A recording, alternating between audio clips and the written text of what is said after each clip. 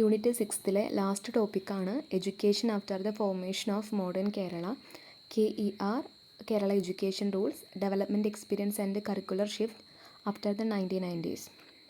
കേരള രൂപീകരണത്തിന് ശേഷം 1956 നവംബറിൽ 1 കേരള രൂപീകരിക്കപ്പെട്ടത് മുതൽ ഉള്ള ആ കാലത്തുണ്ടായിട്ടുള്ള കേരളത്തിൻ്റെ വിദ്യാഭ്യാസ മേഖലയിലെ പ്രധാനപ്പെട്ട മാറ്റങ്ങളാണ് ഈ ഒരു ടോപ്പിക്കിൽ പറയുന്നത്. ഇൻട്രൊഡക്ഷൻ. മഹാത്മാഗാന്ധി പറയുന്നുണ്ട്, എഡ്യൂക്കേഷൻ എന്ന് പറയുന്നത് എന്താണ്? All round drawing out of the best in the child and man. അതായത് ഒരു വ്യക്തിയുടെ ഏറ്റവും ഒരു പ്രധാനപ്പെട്ട ഒരു ഘടകം തന്നെയാണ് എഡ്യൂക്കേഷൻ. അതിപ്പോൾ ഏത് തരത്തിലുള്ളതായിക്കോട്ടെ, എന്ത് കാര്യത്തിനായിക്കോട്ടെ, ബേസിക് എഡ്യൂക്കേഷൻ എന്ന് പറയുന്നത് വളരെ അത്യന്താപേക്ഷിതമാണ്.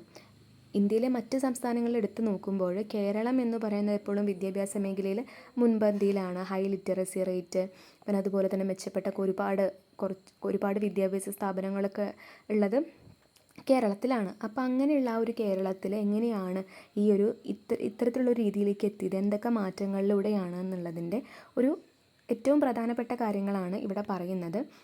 Education after the formation of modern Kerala 1956 പറഞ്ഞു. ആദ്യം ട്രാവൻകൂർ, കൊച്ചി, മലബാർ തുടങ്ങിയിട്ടുള്ള പ്രവിശ്യകളായിരുന്നു. അതിന് ആ ഒരു കാലഘട്ടത്തിൽ അല്ലെങ്കിൽ അതിന് മുന്നേക്ക് ഗുരുകുല, സല, അതുപോലെ തന്നെ കളരി എന്നിങ്ങനെയുള്ള കാര്യങ്ങളായിരുന്നു. അങ്ങനത്തുള്ളൊരു സമ്പ്രദായമായിരുന്നു വിദ്യാഭ്യാസത്തിൽ ഉണ്ടായിരുന്നത്. പക്ഷെ പിന്നീട് അതെന്തായിട്ട് മാറി? അതായത് ഈ ഒരു മോഡേൺ കേരളയിലൂടെ ടീച്ചർ ട്രെയിനിങ്, അതുപോലെ തന്നെ ഇക്വാളിറ്റി, അങ്ങനത്തെ ഉള്ള കാര്യങ്ങളൊക്കെ അതിലൂടെ വന്നു. ദെൻ അതിൽ പ്രധാനപ്പെട്ട കുറച്ച് കാര്യങ്ങളിൽ ആദ്യമായിട്ട് വരുന്ന, അതായത് ഈ ഫോർമേഷന് ശേഷം വരുന്ന എഡ്യൂക്കേഷൻ രംഗത്തുണ്ടായ മാറ്റങ്ങളിൽ ആദ്യത്തേതൊന്നായിട്ട് വരുന്നതാണ് കേരള എഡ്യൂക്കേഷൻ ആക്ട് എന്ന് പറയുന്നത്. കേരള എഡ്യൂക്കേഷൻ ആക്ട് വരുന്നത് എഡ്യൂക്കേഷണൽ ഇൻസ്റ്റിറ്റ്യൂഷൻ, സ്റ്റേറ്റിലെ എഡ്യൂക്കേഷൻ ഇൻസ്റ്റിറ്റ്യൂഷൻ്റെ ഒരു ബെറ്റർ ഓർഗനൈസേഷനും ഡെവലപ്മെൻറ്റിനും വേണ്ടിയിട്ടാണ് കേരള എഡ്യൂക്കേഷൻ ആക്ട് വരുന്നത്. ഇതിൽ പ്രധാനമായിട്ടും educational service throughout the state educational services കൊടുക്കുക എന്നുള്ളതായിരുന്നു ഈ ഒരു ആക്ട് കൊണ്ട് ഉദ്ദേശിച്ചിട്ടുണ്ടായിരുന്നത്. ആൻഡ് ദിസ് ആക്ട് കണ്ടെയ്ൻ 3 പാർട്ടാണ്. അതിന് പ്രധാനമായിട്ടും 3 പാർട്ടുണ്ട്: general, compulsory education and miscellaneous. ഇതിൽ each part include a number of provisions. അതായത് ഓരോ പാർട്ടിലും ഇന്ന കാര്യങ്ങൾ ചെയ്തിരിക്കണം എന്നുള്ള രീതിയിലാണ് ഒരു 39 പ്രൊവിഷൻസാണ് മൊത്തത്തിലുള്ളത് കൊടുത്തിട്ടുള്ളത്. അപ്പോൾ അതിൽ പ്രധാനപ്പെട്ടതെന്നൊക്കെ പറയുമ്പോൾ വരുന്നത് establishment recognitions of school, manager to send list of properties and restriction on alienation of property of aided school, manage of school, delegation of power, repeal, state advisory board and noon day meals. ഇതിൽ state advisory board, noon day meal എന്നതിനെ പറ്റിയിട്ട് ഒന്നുകൂടി വിശദമായിട്ട് നോക്കാം. അതിൽ ആദ്യത്തേതാണ് state advisory ബോർഡാണ്. State advisory board വരുന്നത് 1961 ഒരു സ്റ്റാറ്റ്യൂട്ടറി ബോഡി ആയിട്ടാണ് അത് നിലവിൽ വരുന്നത്. ഗവൺമെൻറ്റിന് എഡ്യൂക്കേഷണൽ പോളിസികളെ പറ്റിയിട്ട്, അതുപോലെ തന്നെ അഡ്മിനിസ്ട്രേഷനൊക്കെ വേണ്ടിയിട്ട് ഒരു അഡ്വൈസറി ബോഡി, അങ്ങനത്തെ ഒരു രീതിയിലാണ് സ്റ്റേറ്റ് അഡ്വൈസറി ബോഡി രൂപീകരിക്കപ്പെടുന്നത്. അതിൻ്റെ പ്രധാനപ്പെട്ട ചുമതലകളിൽ വരുന്ന കുറച്ച് കാര്യങ്ങളാണ് പറയുന്നത്. Ensuring free and compulsory education for children, അതുപോലെ തന്നെ ലോക്കൽ എഡ്യൂക്കേഷൻ കമ്മിറ്റീസിൻ്റെ മേൽനോട്ടം വഹിക്കുക. ചിൽഡ്രൻ, അതായത് കുട്ടികൾ സ്കൂളിലേക്ക് വരുന്നത് മുതിർന്നവർ സ്കൂളിലേക്ക് അയക്കുന്നത് ഉറപ്പാക്കുക. അതുപോലെ തന്നെ എഡ്യൂക്കേഷണൽ ബോഡീസിലെ ബുക്കുകൾ, അക്കൗണ്ട്സ് എന്നുള്ള കാര്യങ്ങളൊക്കെ ഇൻസ്പെക്ട് ചെയ്യാം. അത്രയുമാണ് സ്റ്റേറ്റ് അഡ്വൈസറി ബോർഡിൻ്റെ ഒരു റെസ്പോൺസിബിലിറ്റിയിൽ വരുന്ന കാര്യങ്ങൾ. പിന്നെ വരുന്നതാണ് noon day meal. Noon day meal പറഞ്ഞിട്ടുണ്ടെങ്കിൽ മിഡ് ഡേ മീൽ. ഇപ്പോൾ അതിൻ്റെ പേര് മിഡ് ഡേ മീൽ എന്നാണ്. ഇത് ശരിക്കും ആദ്യം വരുന്നത് 1940-കളിലായിരുന്നു. പിന്നീട് അത് ആ ഒരു രൂപത്തിൽ നിന്ന് മാറി ഇന്ന് കാണുന്ന മിഡ് ഡേ മീലായിട്ട് മാറുകയാണ് ചെയ്തിട്ടുണ്ടായിരുന്നത്. ഇത് with the assistance from the cooperative for American relief everywhere. അങ്ങനെ കെയർ എന്ന് പറയുന്നൊരു ബോഡിയുടെ സഹായത്തോട് കൂടിയിട്ടാണ്, അസിസ്റ്റൻറ്റോട് കൂടിയിട്ടാണ് ഇത് പ്രവർത്തിച്ചിട്ടുണ്ടായിരുന്നത്. എന്നിട്ട് 1984 ആയ ടൈമിൽ കഞ്ഞി, പയർ അങ്ങനെയുള്ള കാര്യങ്ങളൊക്കെയാണ് ആ ഒരു ടൈമിലുണ്ടായിരുന്നത്. കുറച്ച് കാലം വരെ അങ്ങനെ തന്നെ ആയിരുന്നു. ഇപ്പോഴാണ് ഓരോ ദിവസവും വ്യത്യസ്ത തരമായിട്ടുള്ള ഫുഡുകളൊക്കെ കൊടുക്കാനായിട്ട് സ്കൂളിലൊക്കെ തുടങ്ങിയിട്ടുള്ളത്. And covered 73% of LP school. ആ ഒരു സമയത്ത് 73% സ്കൂൾ LP സ്കൂളുകൾ കവർ ചെയ്തിട്ടുണ്ടായിരുന്നു. ന്യൂട്രീഷന്, അതുപോലെ തന്നെ അറ്റൻഡൻസ് എന്ന് പറയുമ്പോൾ ഫുഡ് കഴിക്കാൻ വേണ്ടിയിട്ട് സ്കൂളിലേക്ക് വരുന്ന കുട്ടികളുണ്ടായിരുന്നു ഉച്ചഭക്ഷണം കഴിക്കുന്നതിന് വേണ്ടിയിട്ട്.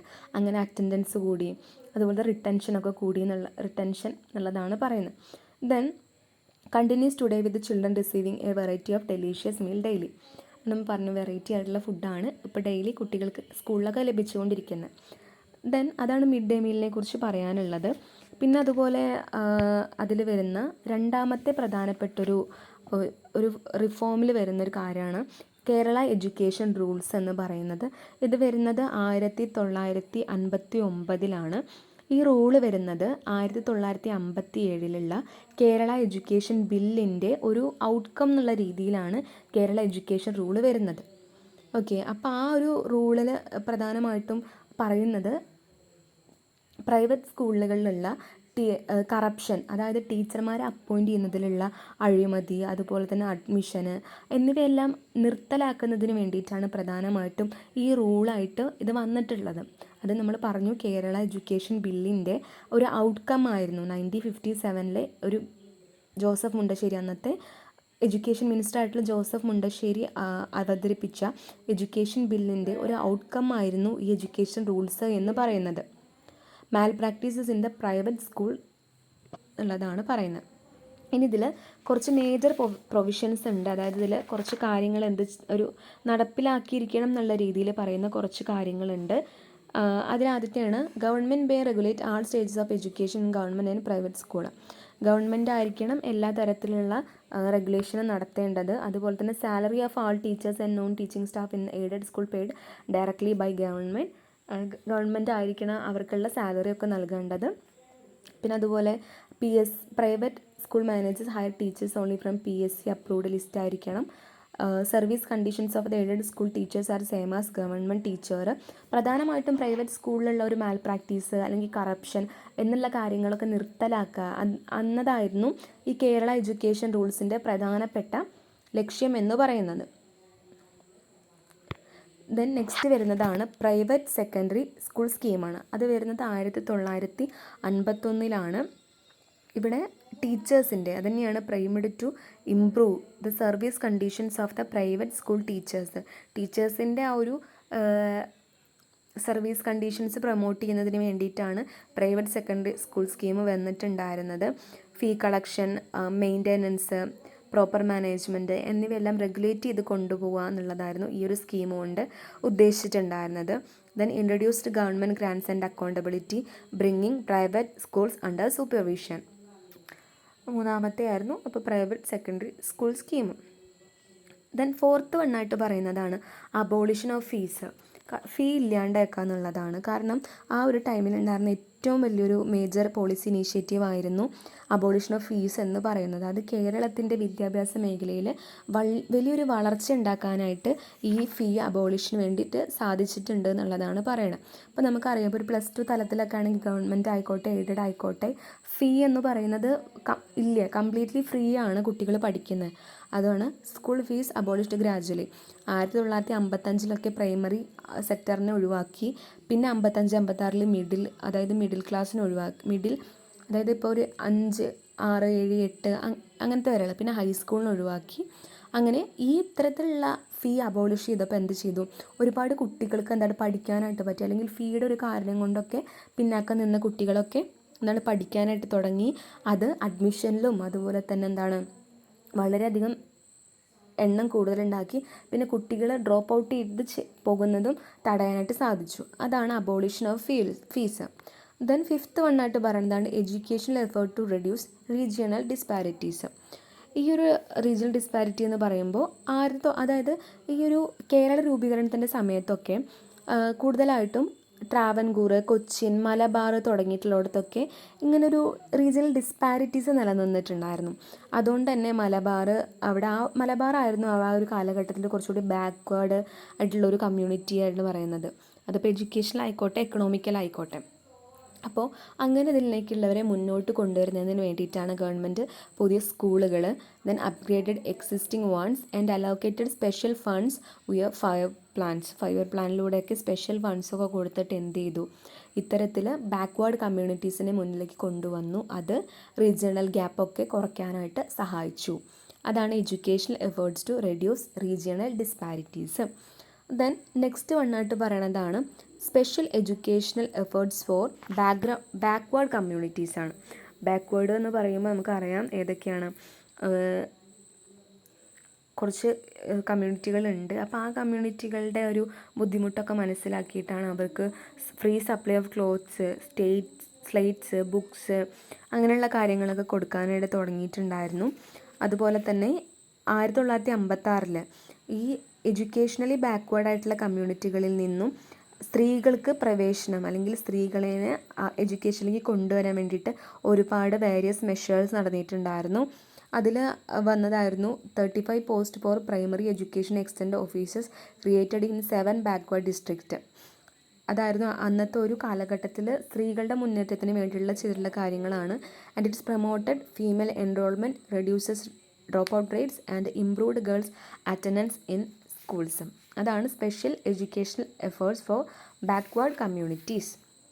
ദെൻ 7th വണ്ണായിട്ട് പറയുന്നതാണ് whole promotion system. Whole promotion system നമുക്കറിയാം introduced to reduce early school drop ഔട്ടാണ്. അതായത് കുറച്ച് പഠിക്കുമ്പോൾ തന്നെ കുട്ടികളൊക്കെ സ്കൂൾ നിർത്തി പോവുക എന്നുള്ളതാണ്. അത് ആദ്യം തുടങ്ങുന്നത് 1-2 ക്ലാസ്സുകളിലായിട്ടാണ്.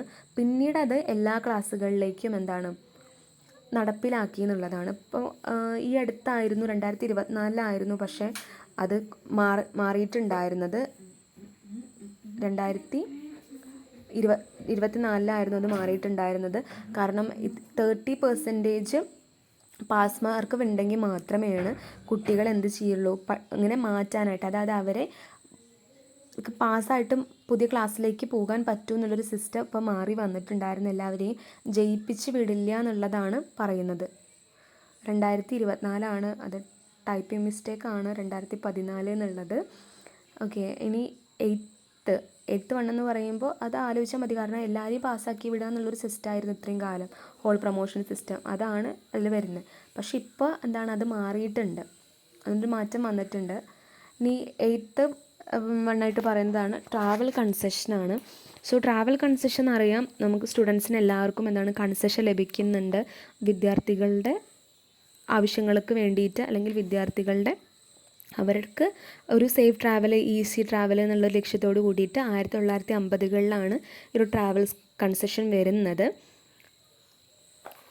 ഒരുപാട് പാവപ്പെട്ട ദൂരത്തുനിന്ന് വരുന്ന കുട്ടികളെ ഇത് സഹായിച്ചിട്ടുണ്ട്. കുറഞ്ഞ കാശിന്, അതായത് നമുക്കൊരു കൺസെഷൻ ലഭിക്കുന്നതുകൊണ്ട് നമുക്ക് സ്കൂളിലേക്ക് അല്ലെങ്കിൽ കോളേജിലൊക്കെ പോയി വരുന്നതിന് വേണ്ടിയിട്ട് കുറച്ച് കാശ് കൊടുത്താൽ മതി. അത് നമ്മളെ ഒരുപാട് ഹെൽപ്പ് ചെയ്യുന്നുണ്ട്. അതാണ് ട്രാവൽ കൺസെഷൻ എന്നതുകൊണ്ട് ഉദ്ദേശിക്കുന്നത്. Bus and train fare discount, reducing financial burden on the poor families. Then 9th വണ്ണായിട്ട് പറയുന്നത് educational expansion since 1990s and higher എഡ്യൂക്കേഷനാണ്. 1990 ശേഷം വന്നിട്ടുള്ള എഡ്യൂക്കേഷൻ എക്സ്പാൻഷൻ, എഡ്യൂക്കേഷൻ്റെ ഒരു എക്സ്പാൻഷൻ എങ്ങനെയായിരുന്നു, അതുപോലെ തന്നെ ഹയർ എഡ്യൂക്കേഷനെ പറ്റിയിട്ടാണ് പറയുന്നത്. എക്കണോമിക് റീഫോംസ് 1991 LPG, ആ എക്കണോമിക് റീഫോംസിലോട് കൂടിയിട്ടാണ് കേരളത്തിലെ എഡ്യൂക്കേഷണൽ എക്സ്പാൻഷൻ ഒരു പ്രധാനപ്പെട്ടൊരു നാഴികക്കല്ല് എന്നൊക്കെ പറയുന്നത്. നമ്മുടെ ഈ ഒരു കാലഘട്ടത്തിൽ number of the universities increased ആണ്. ഒരുപാട് യൂണിവേഴ്സിറ്റികൾ വന്നിട്ടുണ്ടായിരുന്നു. 1957 വെറും 58 കോളേജുകളാണ്, അതായത് 57-58 കാലഘട്ടത്തിൽ ആകെ വെറും ഒരൊറ്റ യൂണിവേഴ്സിറ്റി മാത്രമാണ് കേരളത്തിൽ ഉണ്ടായിട്ടുണ്ടായിരുന്നത് എന്നുള്ളതാണ് പറയുന്നത്. പിന്നീട് അതിനുശേഷം ഇപ്പം ഇന്ന് നോക്കുകയാണെങ്കിൽ പ്രധാനമായിട്ടും നമുക്ക് ഒരുപാട് യൂണിവേഴ്സിറ്റികളുണ്ട് അല്ലേ. അതിപ്പോൾ എഡ്യൂക്കേഷൻ അല്ലെങ്കിൽ ഡിഗ്രി അങ്ങനത്തെ ബേസിലാണെങ്കിൽ നമുക്ക് കേരള യൂണിവേഴ്സിറ്റി ഉണ്ട്, കാലിക്കറ്റ് യൂണിവേഴ്സിറ്റി ഉണ്ട്, MG യൂണിവേഴ്സിറ്റി ഉണ്ട്, കണ്ണൂർ. ഇതൊക്കെയാണ് പ്രധാനപ്പെട്ട കേരളത്തിലെ യൂണിവേഴ്സിറ്റികൾ. പിന്നെ അതുപോലെ ടെക്നിക്കലായിട്ടാണെങ്കിൽ കുസാറ്റ് ഉണ്ട് സ്പെഷ്യലൈസ്ഡിൽ. പിന്നെ കേരള അഗ്രികൾച്ചർ യൂണിവേഴ്സിറ്റി ഉണ്ട്, Kerala university for health and science ഉണ്ട്, Kerala university of fisheries and ocean studies ഉണ്ട്. പിന്നെ സംസ്കൃതമായിട്ട് ബന്ധപ്പെട്ടിട്ട് ശങ്കരാചാര്യ ഉണ്ട്. ഇത് മാത്രമല്ല ഒരുപാട് ഇനി ഇന്ന് ഒരുപാട് യൂണിവേഴ്സിറ്റികളും അതിൻ്റെ കീഴിൽ അതിലേറെ കോളേജുകളിലും ഒരുപാടുണ്ട് എന്നുള്ളതാണ് പറയുന്നത്. കാലിക്കറ്റ് യൂണിവേഴ്സിറ്റി ഒക്കെ 1968 വരുന്ന സമയത്ത് വെറും 34 ആർട്ട് ആൻഡ് സയൻസ് കോളേജ് മാത്രമാണ് ഉണ്ടായിരുന്നത്. പക്ഷേ ഈ ഒരു 25ലേക്ക് നോക്കുമ്പോൾ അത് 200-ലധികം കോളേജായിട്ട് മാറിയിട്ടുണ്ട്. അതുപോലെ തന്നെയാണ് എം ജി വരുന്നത് 1983-ലായിരുന്നു. എല്ലാ സെൻട്രൽ കേരള ഡിസ്ട്രിക്റ്റിലും കോളേജായിട്ടാണ് വരുന്നത്. ദെൻ ഏറ്റവും നമ്മുടെ ഒരു ഓൾഡസ്റ്റ് എന്ന് പറയുന്നത് കേരള യൂണിവേഴ്സിറ്റിയാണ്. ആ ഒരു സമയത്ത് അത് 46 ആർട്സ് ആൻഡ് സയൻസ് കോളേജുകൾ മാത്രമാണ് യൂണിവേഴ്സിറ്റിയുടെ കീഴിലുണ്ടായിരുന്നത്. പക്ഷേ അതൊരു 100 കോളേജിൻ്റെ മുകളിലുണ്ട് എന്നുള്ളതാണ് പറയുന്നത്. ദെൻ നെക്സ്റ്റ് ഏറ്റവും ഒരു യങ്ങസ്റ്റ് എന്ന് പറയുന്നത് കണ്ണൂർ യൂണിവേഴ്സിറ്റിയാണ്. ഇറ്റ് ഈസ് എസ്റ്റാബ്ലിഷ്ഡ് ഇൻ 1996 ആണ്. ദെൻ പിന്നെയാണ് സ്പെസിഫിക് യൂണിവേഴ്സിറ്റികൾ വരുന്ന ഇത്തരത്തിലുള്ള നമ്മളിപ്പോൾ പറഞ്ഞ ഈ കുസാറ്റ് പോലെയുള്ള കുഫോസ് പോലെയുള്ള യൂണിവേഴ്സിറ്റികളൊക്കെ വരുന്നത്. അപ്പോൾ ഇത്തരത്തിലുള്ള സ്പെഷ്യലൈസ്ഡ് ആയിക്കോട്ടെ അല്ലെങ്കിൽ മറ്റ് യൂണിവേഴ്സിറ്റികളായിക്കോട്ടെ, ഇവ എന്ത് ചെയ്തു? ഗ്രോത്തിൻ്റെ നമ്മുടെ എല്ലാ തരത്തിലുള്ള എഡ്യൂക്കേഷനെ അത് ഡെവലപ്പ് ചെയ്തു. എൻജിനീയറിങ്, മാനേജ്മെൻറ്റ്, IT അങ്ങനെയുള്ള മേഖലകളിലൊക്കെ literacy, focused on literacy, employability, equitable access to higher education, encouraged research, technical education, international collaborations. ഇത് മാത്രമല്ല പോളി, അതുപോലെ തന്നെ IIT അങ്ങനെ പറഞ്ഞിട്ടുള്ള കാര്യങ്ങളൊക്കെ കേരളത്തിൽ ഒരുപാടുണ്ട്. അങ്ങനെ ഒരുപാട് വലിയ മാറ്റമാണ് ഹയർ എഡ്യൂക്കേഷൻ്റെ ഒരു സെക്ടറിൽ വന്നിട്ടുള്ളത്. അതുപോലെ തന്നെ ഡിസ്റ്റൻ്റ് എഡ്യൂക്കേഷനൊക്കെ ഒരുപാടുണ്ടായിരുന്നു. ഇപ്പം ഇങ്ങനെ പതിയെ ഓരോരോ യൂണിവേഴ്സിറ്റികളായിട്ട് അത് നിർത്തുന്നുണ്ട്. നെക്സ്റ്റ് വരുന്നതാണ് curricular shift in Kerala after 1990s. അത് കരിക്കുലത്തിൽ വന്ന മാറ്റങ്ങളാണ് പറയുന്നത്. കരിക്കുലം എന്ന് പറയുന്നത് എന്താണ്? ഇങ്ങനെ മാറിക്കൊണ്ടേയിരിക്കുകയാണ്. ഓരോ കൊല്ലവും അല്ലെങ്കിൽ ഒരു 3-4 കൊല്ലമൊക്കെ കൂടുമ്പോൾ അതിലുണ്ടാവുന്ന മാറ്റം എന്ന് പറയുന്നത് വളരെ വലുതാണ്. അപ്പോൾ ഈ ഒരു സ്റ്റേറ്റിൻ്റെ വിദ്യാഭ്യാസ മേഖലയിൽ കരിക്കുലം ഫ്രെയിം വർക്കിൻ്റെ ഒരു ഡെവലപ്പ് ചെയ്യുക എന്നുള്ളത് വളരെ ഒരു ടേണിംഗ് പോയിൻ്റായിട്ടാണ് കണക്കാക്കുന്നത്. Okay, and it is the first time that the state is making such an exercise, and it's rooted on the ideas articulated in the National Curriculum Framework. 2005-ലുണ്ടായ national curriculum ഫ്രെയിംവർക്കിൻ്റെ ഒരു ബേസിലൂടെയാണ് അങ്ങനെ ഒരു കരിക്കുലർ ഷിഫ്റ്റ് കേരളം ആലോചിക്കുന്നുണ്ടായിരുന്നത്. അങ്ങനെ ആ ഒരു ബേസിൽ ഒരുപാട് കാര്യങ്ങൾ ചെയ്യാനായിട്ട് ശ്രമിക്കുന്നുണ്ടായിരുന്നു. അങ്ങനെ efforts to revise the Kerala school curriculum began in August 2006 തുടങ്ങിയിട്ടുണ്ടായിരുന്നു. ആൻഡ് അതിന് വേണ്ടിയിട്ട് ഒരുപാട് സ്റ്റെപ്പുകളിലൂടെ കടന്നു പോയിട്ടാണ് കരിക്കുലർ ഷിഫ്റ്റ് നടപ്പിലാക്കിയിട്ടുണ്ടായിരുന്നത് എന്നുള്ളതാണ് പറയുന്നത്. അങ്ങനെയാണ് നമ്മളിപ്പോൾ ഇന്ന് കാണുന്ന രീതിയിലേക്ക് ഓരോ ലെവലിലുള്ള എഡ്യൂക്കേഷനിലും കരിക്കുലർ ഷിഫ്റ്റ് വന്നിട്ടുള്ളതാണ്. Introduced child centred activity based learning, continuous and comprehensive evaluation, then ICT integration. ഇപ്പോൾ ഈ ഒരു കാലഘട്ടത്തിലൊക്കെ നോക്കുകയാണെങ്കിൽ ടെക്നോളജിയൊക്കെ ഒരുപാട് ഡെവലപ്ഡ് ആയിരുന്നു. ICT ക്ലാസ്സുകളാണ് എല്ലാതും. അങ്ങനെ മാറിക്കൊണ്ടിരിക്കുന്നുണ്ട്. അതാണ് ITI സ്കൂള് ആ ഒരു 1990s നിന്ന് ഈ ഒരു കാലത്തേക്ക് കണക്ട് ചെയ്തതാണ്. ITI school, KIT Victers, promoting digital class room and modern teaching methods. Okay, അപ്പോൾ ഇത്രയുമാണ് പ്രധാനമായിട്ടും കേരള ഫോർമേഷന് ശേഷം വന്നിട്ടുള്ള എഡ്യൂക്കേഷൻ്റെ ഒരു സെക്ടറിൽ വന്നിട്ടുള്ള പ്രധാനപ്പെട്ട മാറ്റങ്ങൾ എന്ന് പറയുന്നത്. ദെൻ ഇതിൻ്റെ എഡ്യൂക്കേഷണൽ ഇംപ്ലിക്കേഷൻസ് ആണ് പറയുന്നത്. അണ്ടർസ്റ്റാൻഡിങ് എഡ്യൂക്കേഷണൽ എവല്യൂഷനാണ്. എങ്ങനെയാണ് കേരളത്തിലെ വിദ്യാഭ്യാസം ഇന്ന് കാണുന്ന ഒരു രീതിയിലേക്ക് എത്തിയതെന്ന് മനസ്സിലാക്കാനായിട്ട് സഹായിക്കുന്നുണ്ട്. Inclusive and modern schooling and awareness of policy impact ആണ്. And help students understand the importance of reforms like the Kerala education act and KER 1959 in shaping equity and access. അതായത് എല്ലാവരെയും ഇൻക്ലൂസ് ചെയ്തിട്ടുള്ള ഒരു ഇക്വിറ്റബിൾ ആയിട്ടുള്ള ഒരു എഡ്യൂക്കേഷൻ സെക്ടർ ഉണ്ടാക്കുന്നതിന് 58-ലെയും Kerala education ആക്റ്റും 1959-ലെ KER-ഉം എങ്ങനെ help ചെയ്തു എന്നുള്ളതാണ്. Then value of equity and inclusiveness ആണ്. Promotes appreciation for free education, നമ്മളിപ്പോഴും അനുഭവിച്ചുകൊണ്ടിരിക്കുന്ന mid day meal, then SC student concession തുടങ്ങിയിട്ടുള്ള കാര്യങ്ങൾ. Then significance of curricular reforms ആണ്. Encourages understanding of learners centred approach. Curriculum എന്ന് പറയുന്നത് വെറും ഒരു കാര്യത്തിൽ മാത്രം ഒതുങ്ങി നിന്നതിന് ഇന്ന് ഒരുപാട് തലങ്ങളിലേക്ക്, അതാണ് learner centred approach, creativity, critical thinking ഒക്കെ വളർത്തുന്നതിന്. Then role of teachers in social science ആണ്. Emphasise teacher as a change agents fostering equality, innovation, moral growth ആണ്. And life long learning and reflective practice ആണ്. Inspires future teachers to value continuous learning and reflective reform oriented teaching. വിദ്യാഭ്യാസ മേഖലയിൽ എത്രത്തോളം മാറ്റങ്ങൾ ഉണ്ടായി എന്നൊക്കെ മനസ്സിലാക്കുന്നതിന് ഈ ഒരു Kerala education reforms after the formation of modern Kerala എന്ന് പറയുന്ന ഈ ഒരു ടോപ്പിക്കിൽ വരുന്ന ഈ കാര്യങ്ങളൊക്കെ ഹെൽപ്പ് ചെയ്യുന്നുണ്ട്. അടുത്തത് കൺക്ലൂഷനാണ്. ഇപ്പോൾ നമ്മൾ പറഞ്ഞതുപോലെ തന്നെ formation of the modern Kerala marked the beginning of a progressive and inclusive education സിസ്റ്റമാണ്. Reforms like Kerala education act and KER ensure transparent and equal opportunity in schooling, അതുപോലെ തന്നെ new meal scheme, abolition of fees, private travel concessions made education accessible to all. Since the 1990s, Kerala has been major growth in higher education and curriculum renewal, focusing on creativity, technology and learner-centered methods. And today, Kerala's education stands as a model of equity, quality and innovation for the nation. Okay, then അതായത് education എന്ന് പറയുന്നതും ഏറ്റവും വളരെ പ്രധാനപ്പെട്ട ഒന്നാണ്. കേരളത്തെ മറ്റ് സംസ്ഥാനങ്ങളിൽ നിന്ന് വെച്ച് നോക്കുമ്പോൾ കേരളത്തിൻ്റെ ആ ഒരു പുരോഗമനം എന്ന് പറയുന്നത് ഏറ്റവും ഉന്നതിയിൽ തന്നെയാണ്. അതാണ് കൺക്ലൂഡ് ചെയ്തിട്ട് പറയാനുള്ളത്. നെക്സ്റ്റ് MCQ ആണ്. MCQയിൽ first question, the new meal programme in Kerala was first introduced in. Answer 1940s ആണ്. Then second question, the main objective of the Kerala education rules KER 1959 was. Option B, to remove corruption in school management and teacher appointment.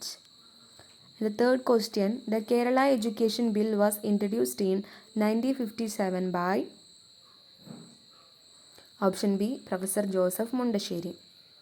And the fourth question, the private secondary school scheme was introduced to. Option A, improve the service conditions of the teachers in private management school. B, abolish secondary education. C, regulate university education. D, introduce teachers training colleges. Answer, improve the service conditions of the teachers in the private management schools.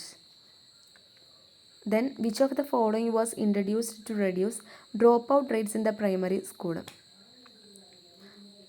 നമ്മൾ പറഞ്ഞിട്ടുണ്ടായിരുന്നു വളരെയധികം എല്ലാവരെയും പാസ്സാക്കി വിടുക എന്നുള്ളൊരു സമ്പ്രദായമായിരുന്നു ഉണ്ടായിരുന്നത് എന്നുള്ളത്. അതിൻ്റെ ആക്ഷൻ വരുന്നത് ആൻസർ വരുന്നത് ഹോൾ പ്രൊമോഷൻ പോളിസിയാണ്. Then the state education advisory board was established in 1959, 1961, 63, 65. 1961 option B. Then the seventh question, the abolitions of the school fees in Kerala helped to reduce literacy, promote universal access to education, limited private schools, reduce government expenses. Option B, promote universal access to education. 8th, which statement about higher education expansion since 1990s is correct? Only government universities were established. Expansion included self-financing colleges, professional courses and distant learning programs. Private colleges were banned. No new research program were initiated. Option B, expansion included self-financing colleges, professional courses and distance learning programs. The 9th, assertion, Kerala achieved high literacy and school enrollment rates after the 1990s, and the reason, the state implemented curriculum reforms and invested in the inclusive education. Both A and R true, and R is the correct explanation. Both A and R true, but R is not the correct explanation. A is true, R is false. A is false, R is true. Option B, both A and R true and R is the correct explanation ഉള്ളതാണ്. അതായത് the Kerala achieved high literacy in school enrolment rate after 1990s ആണ്. And the state implemented curricular reforms and invested in inclusive education. The last question, the expansion of the higher education in Kerala after the 1990s included the growth of self-financing colleges and the reason the government strictly banned private participation in higher education. Both A and R true, and R explains A. Both A are true, but R does not explain A. A is true, but R is false. Both A and R are false. Answer, A is true, but R is false ആണ്. കാരണം ഒരിക്കലും private participation higher എഡ്യൂക്കേഷനിൽ private participation government ban ചെയ്തിട്ടുണ്ടായിരുന്നില്ല എന്നുള്ളത് false ആണ്. Okay, അപ്പോൾ ഇത്രയുമാണ് education in the formation education after the formation of the modern Kerala എന്ന് പറയുന്ന ടോപ്പിക്കിൽ വരുന്ന മൊത്തത്തിലുള്ള കാര്യങ്ങൾ. അതിൽ എഡ്യൂക്കേഷന് എങ്ങനെയൊക്കെയാണ് കേരളം രൂപീകരിച്ചത് മുതലുണ്ടായ പ്രധാനപ്പെട്ട മാറ്റങ്ങളെ പറ്റി പറഞ്ഞു. കേരള എഡ്യൂക്കേഷൻ ആക്ട്, അതുപോലെ Kerala education rules, private secondary scheme, abolition of fees, educational effort to reduce regional disparities, special education efforts for backward communities, whole promotion system, travel concession, education expense since 1990s and higher education in Kerala, and last curricular shift in the Kerala after 1990s. Thank you.